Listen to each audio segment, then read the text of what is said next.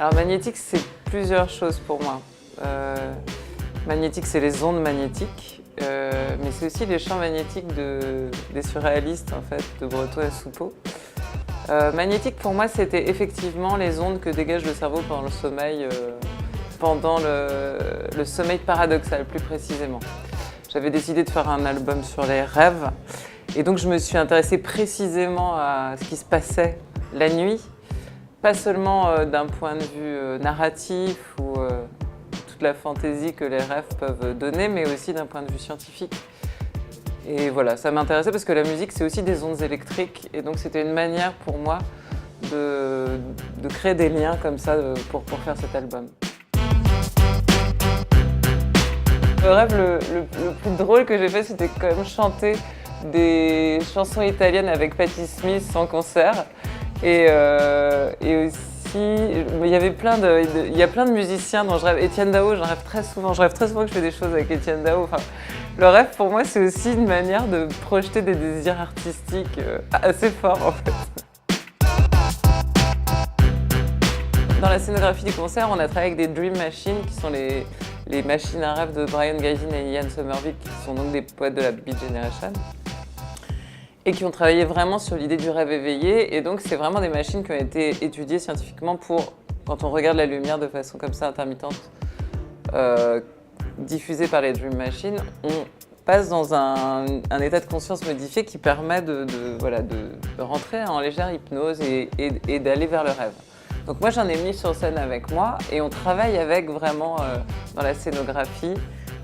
Je dis souvent aux gens que c'est un concert très pop, il y a beaucoup d'intensité, des guitares électriques et tout ça, on a vraiment fait évoluer la musique sur scène. Mais en même temps, c'est aussi le premier concert où on peut dormir et rêver. Et ça, j'y arrive assez bien. Les gens, à la fin des concerts, en ce moment, me disent « On est vraiment parti avec vous » et je suis assez fière de ça. J'ai beaucoup écouté Julien Clerc quand j'étais gamine parce que ma mère était assez fan. Donc je connais beaucoup de chansons de Julien Clerc écrites par Rod Agile par cœur. Donc je me suis dit, tiens, c'est intéressant.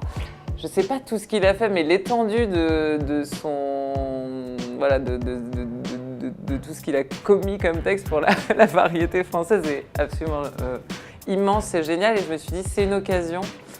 C'est bien quand on nous propose des choses de pouvoir approfondir aussi cette connaissance-là, sa vie. Ça avait l'air d'être un personnage assez extraordinaire, anarchiste.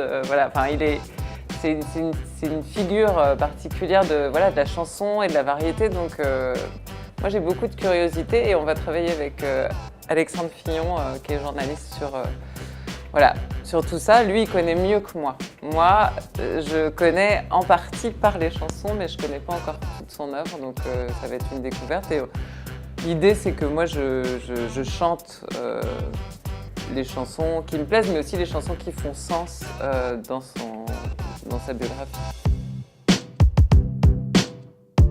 Pour moi, Les Émancipés, c'est génial parce que c'est pile l'endroit où je trouve que, en fait, quand on est artiste, on n'est pas juste auteur, compositeur ou chanteur ou cinéaste ou peintre, ou je sais pas, on est juste simplement artiste et on sait que les liens entre la littérature, la musique, le cinéma, tout ça existe depuis la nuit des temps, j'ai envie de dire. Donc oui, en fait, je pense que pour moi, c'est le futur, ça. Les Émancipés, c'est un festival du futur. C'est-à-dire, je pense que Ghislaine Goubier a compris qu'en fait, les correspondances, Baudelaire en parle, c'est ça. Hein. Il y a une synesthésie, en fait, dans l'art qui est réelle, je pense. Et voilà, après, techniquement, on a sa discipline de préférence, quoi. Mais en fait, évidemment que ça communique. Donc moi, ça fait longtemps que j'essaye de faire des liens entre littérature et musique.